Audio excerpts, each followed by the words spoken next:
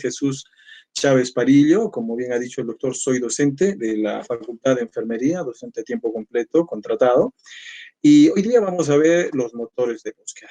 Bien, bueno, aquí al finalizar, los estudiantes, al finalizar esta sesión, van a conocer y manejar, ¿no?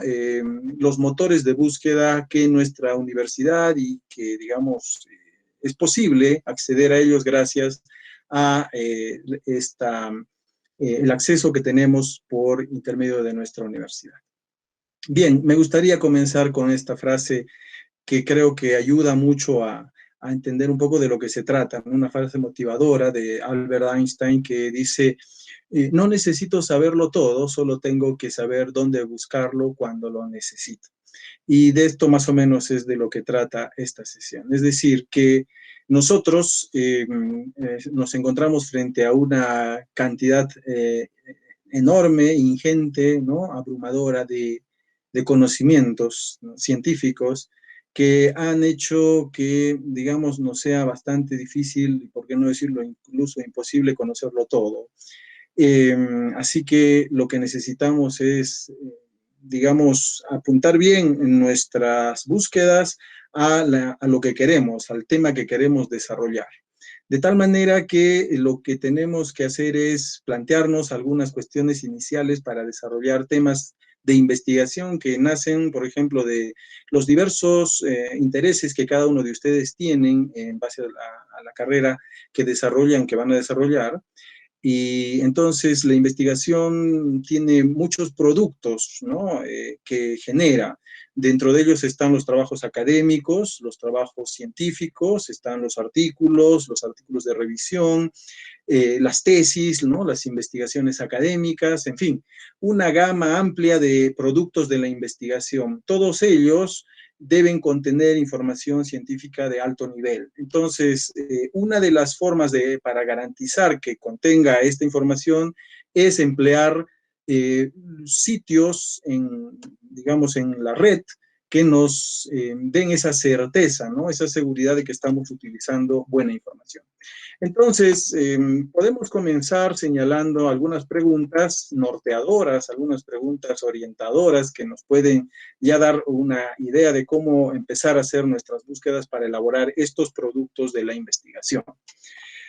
Empezando por una pregunta sencilla que es el tema, ¿no? ¿Qué tema vamos a investigar? Habría que empezar diciendo qué temas son de mi interés, qué temas son de mi especialidad, qué temas son pertinentes con mi carrera, con mi profesión, con mi futura profesión, ¿no?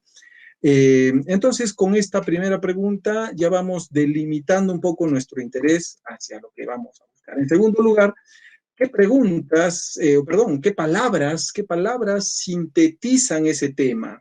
A estas palabras que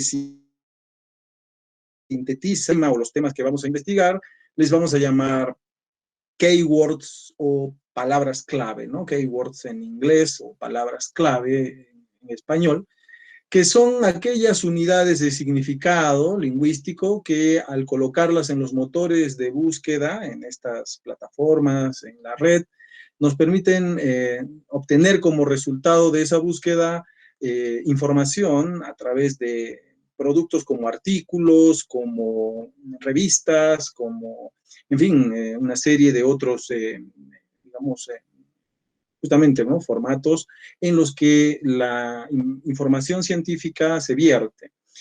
Por lo tanto, las keywords nos permiten precisar esa búsqueda bibliográfica. Y en tercer lugar, preguntarnos qué motores de búsqueda tenemos a nuestra disposición, con qué motores de búsqueda es apropiado trabajar, ¿no? Entonces, ¿cuáles de los tantos que nos ofrece el Internet, ¿no? Podemos utilizar? Comencemos con la primera pregunta, ¿no? ¿Qué tema vamos a investigar? Bueno, vamos a poner, por ejemplo, un tema que también he desarrollado un poco en la facultad, justamente en mérito a una sesión que tuvimos hace unos días.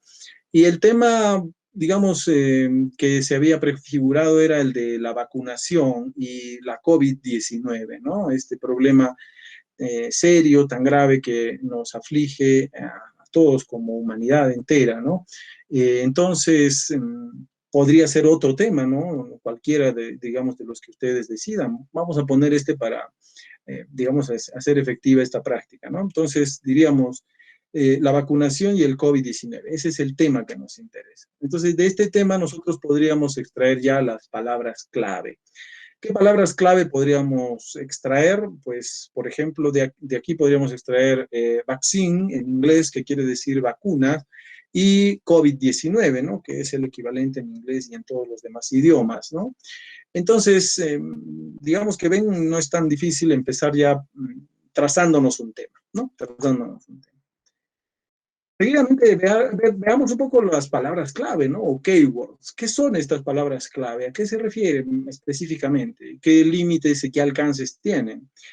Bueno, cuando hablamos de keywords o palabras clave, estamos refiriéndonos a estos términos, frases cortas, a veces una sola palabra o un conjunto de algunas pocas palabras que sintetizan en su estructura ya el tema, ¿no? Que por, digamos, intuitivamente ya solo de leerlo ya sabemos de qué trata el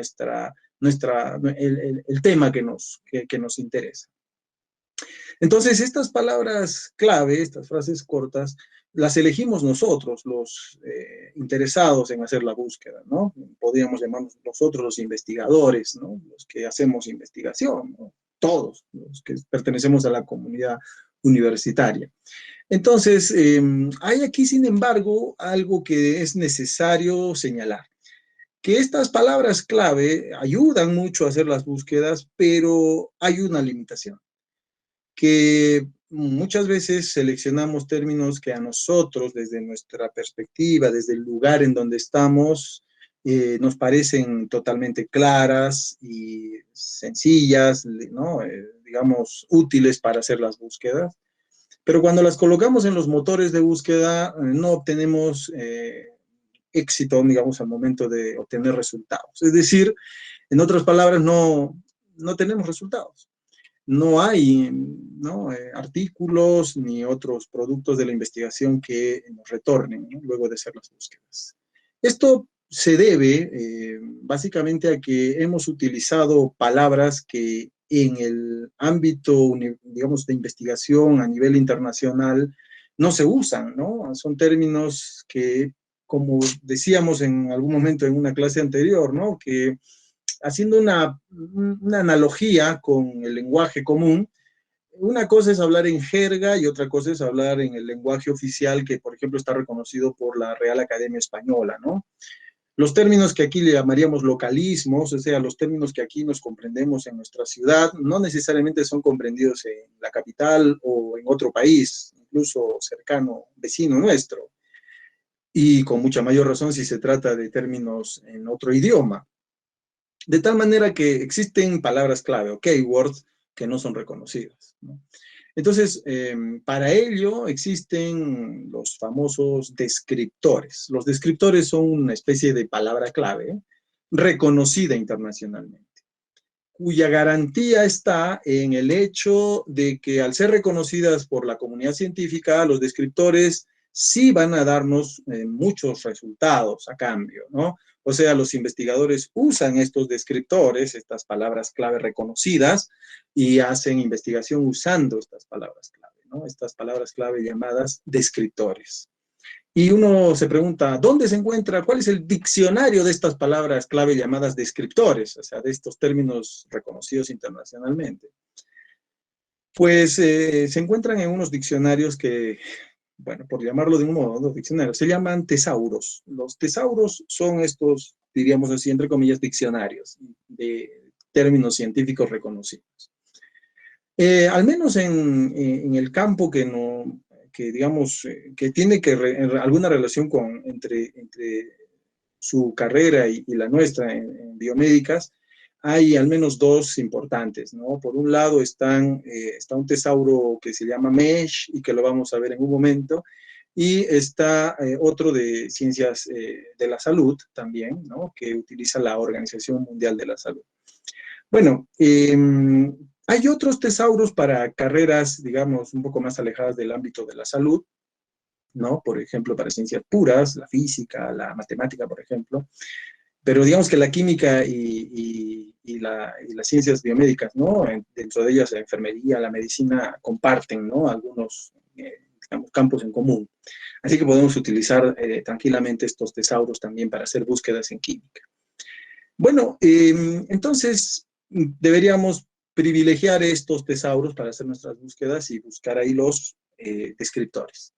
No obstante, ya que estamos en un nivel básico, podemos empezar con el uso de las palabras clave, ¿no? ¿Por qué no? Entonces, vamos a hacer la prueba y cómo funciona. Antes de ello, me gustaría hacer un recuerdo y de repente para algunos, dado que son ingresantes, de repente esto es importante que lo sepan para seguir las búsquedas. Se trata de los operadores booleanos. ¿Qué son los operadores booleanos? Este nombre, ¿no? Booleano.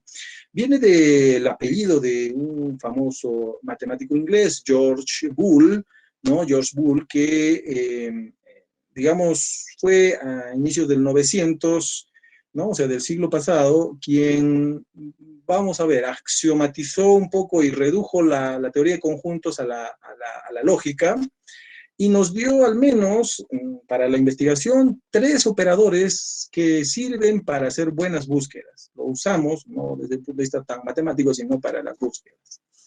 Y son estos 3 operadores, and, or y not, ¿no? En inglés, que quiere decir la lógica, ¿no? Que conocemos la lógica proposicional, y, o y no, por ejemplo, ¿no? Negación, la inclusión, ¿no? Y la conjunción. O sea, esos tres operadores lógicos, que para nuestras búsquedas son muy útiles. And, o sea, y, esta inclusión, lo que hace es, al colocar un término, una palabra clave, y colocarle junto con otra en el medio un operador booleano, esta y, lo que estamos haciendo es buscar resultados de productos de la investigación, artículos y otros, que contengan estas 2 palabras clave, ¿no? Artículos que contengan las 2 palabras clave. ¿De acuerdo? No una por cada lado, sino las 2 conjuntamente, ¿no? Es decir, ¿no? Esa intersección que se ve ahí marcada. Por ejemplo, podríamos decir, ¿no? COVID-19 and vaccine, ¿no? Y vacunas, ¿no? Por ejemplo, COVID-19 y vacunas. Entonces, ahí lo que estamos pidiéndole al motor de búsqueda, cualquiera que sea, que nos devuelva artículos que contengan estas 2 palabras clave dentro del artículo. ¿De acuerdo? Entonces es una búsqueda bastante precisa, ¿no? Bastante delimitada, circunscrita. El otro operador es el OR, ¿no? Es más amplio. Este nos permite no solo que el motor de búsqueda nos devuelva artículos, o sea, nos dé como resultado una lista de artículos científicos con las 2 palabras clave, sino también artículos que contengan por su lado una de las 2 palabras clave. Es decir, nos da la totalidad. O artículos que contengan, por un lado, COVID-19, o vacunas, o los 2 juntos. O sea, la búsqueda es mayor. Sin embargo, pierde precisión, ¿no? Entonces, en algunos casos será útil cuando se trate de estudios exploratorios, por ejemplo, en los cuales se conozca muy poco del tema, ¿no? Pero ya en estudios, por ejemplo, experimentales, en estudios en los cuales ya se tiene cierta experiencia, conviene utilizar operadores como el AND, por ejemplo, ¿no? Que nos precisa y delimita mucho más la búsqueda. Y por último, el NOT, este operador booleano que permite excluir, ¿no? Un término que no queremos que aparezca en las búsquedas, ¿no? Que a veces colocando solamente una palabra nos viene de retorno digamos, un sinfín de artículos, pero que contienen además términos que a veces no queremos. Por ejemplo, si yo coloco la palabra COVID y pongo not vaccine, o sea, no vacunas, entonces solo me va a devolver aquellos artículos que contengan COVID y cualquier otra cosa, menos vacunas, los excluirá. De tal manera que en algunos casos puede ser útil utilizar esta forma de búsqueda cuando no quiero un tipo de resultado que, digamos, no está dentro de mis intereses o no cumple con mis criterios de inclusión. Entonces, yo puedo utilizar cualquiera de estos 3, ¿no? Solemos, pero no es un consejo ni nada, simplemente es una práctica. Solemos utilizar el AND porque es el que nos precisa mejor, ¿no? Los resultados que queremos obtener.